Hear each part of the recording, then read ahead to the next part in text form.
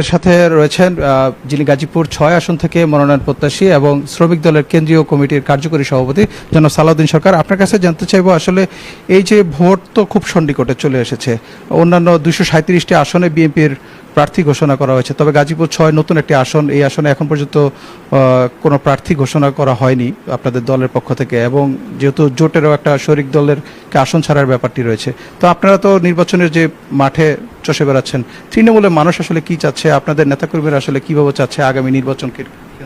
ধন্যবাদ আপনাকে। এখন টিভির কথা করছে যারা, তাদেরকে ধন্যবাদ। যারা লাইভ দেখছেন তাদেরকে ধন্যবাদ। আপনি যে প্রশ্ন করেছেন তৃণমূল পর্যায়ে কি ভাবছে, আসলে এই গাজীপুর ৬ আসনটি অত্যন্ত গুরুত্বপূর্ণ আসন। এটাকে আমরা রাজধানীর গেটওয়ে বলি উত্তরবঙ্গের জন্য। আমাদের ঢাকা শহরে চারদিকে 4টা আসন আছে চারদিক থেকে ঢোকার জন্য। এটা অত্যন্ত গুরুত্বপূর্ণ আসন গাজীপুর ৬। একসময় গাজীপুর ২ খুব গুরুত্বপূর্ণ ছিল, এখন ৬ হলো গুরুত্বপূর্ণ। এটা আসলে জোটের জন্য রাখা হয় নাই, এটা বাগেরহাটের একটি আসন কমিয়ে গাজীপুর একটা আসন বাড়ানো হয়েছে। সেই কারণে তারা রিট করেছে হাইকোর্টে। সেই রিটের আমি পক্ষ হয়েছি। তাদের উকিল 3 দিন শুনানি করেছে, আমার উকিলও 3 দিন শুনানি করেছে। শুনানি শেষ হয়েছে, আগামী 10 তারিখ রায় দিবে।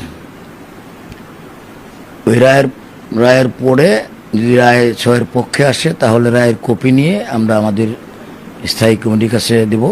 তখন গাজীপুর ৬ এবং বাগেরহাটের 3টি আসন মনোনয়ন ঘোষণা করবে। আর গাজীপুরের ৬ আসনের তৃণমূল পর্যায়ের ভাবনা একটাই।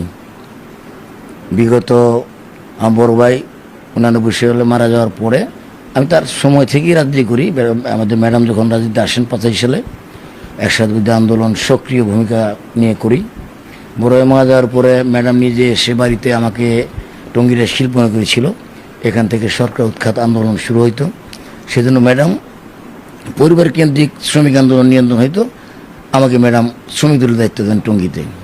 পরবর্তী পর্যায়ে আস্তে আস্তে সেন্ট্রালে ঢুকি। সেন্ট্রাল ঢুকে আজকে সেন্ট্রালের আমি কার্যকরী সভাপতি। পাশাপাশি আমি টঙ্গী আঞ্চলিকের সভাপতি ছিলাম। এখানকার লেবার কোর্টে দেখতাম।